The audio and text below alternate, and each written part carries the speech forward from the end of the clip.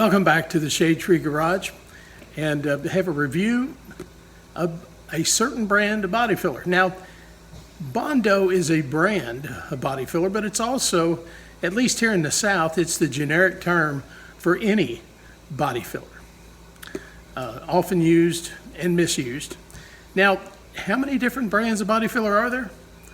Well, I suggest you count them, but it seems like there's as many body filler brands and formulations as there are body shops in the United States. You have your regular body filler. You have your lightweight body filler. You have your super lightweight body filler. You have your metallic body filler. You've got your fiberglass reinforced body filler, long strand and short strand. So there's no shortage of fillers, depending on what your application is. Now, U-Pole Light is an excellent. U-Pole Gold. There's some excellent body fillers out there. Now, I will tell you, I usually go for the best price I can get on a brand of body filler. Now, I prefer lightweight body filler simply because it's a little easier to work with. And right now, my body filler of choice is USC, lightweight. And only because the price is cheaper than U-Pole.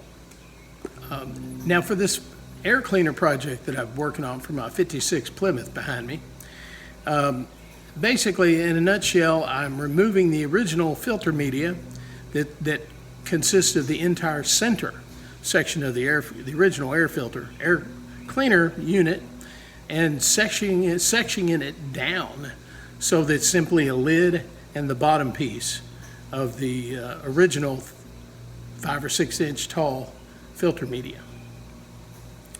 Now, in the process, I got the pieces cut apart and spot welded successfully.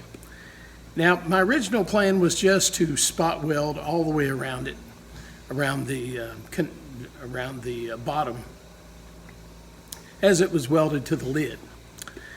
Well, that didn't work out because I kept blowing holes in the very thin sheet metal of the air cleaner body itself. And so rather than try to risk blowing more holes in the thin metal, I took the easy way out. I used some body filler. And because I'm covering welds, and because this needed some strength, more so than plain body filler, I purchased the Bondo brand. Let's see, let me get it up here. This is the Bondo brand short. It's called Bondo Glass.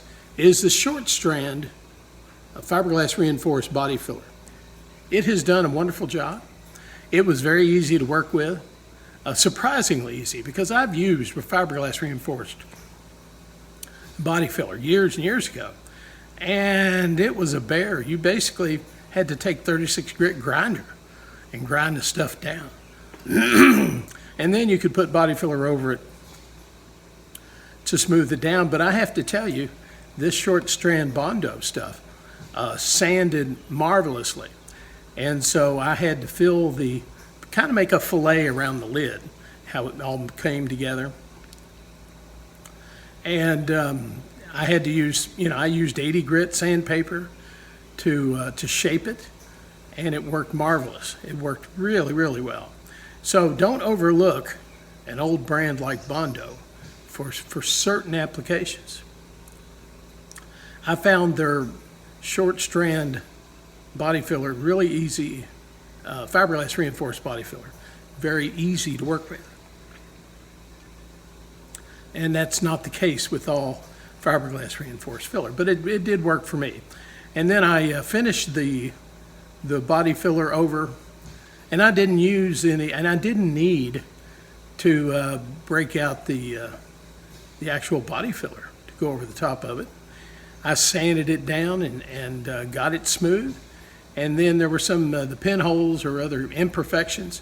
I used glazing putty all the way around it. Sanded that down the first time with 180. blocked it, and it came out really nice, really nice. And so I'm tickled to death with how it looks. Hopefully, in the coming weeks, I'll get that finished.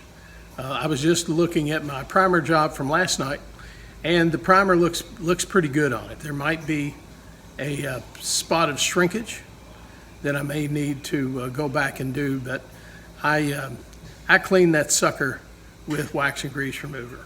And so I just saw one possible spot where it was lifting. And if that's the case, well, we'll fix that and do it again. All right, well, don't be afraid of the Bondo brand short strand body filler.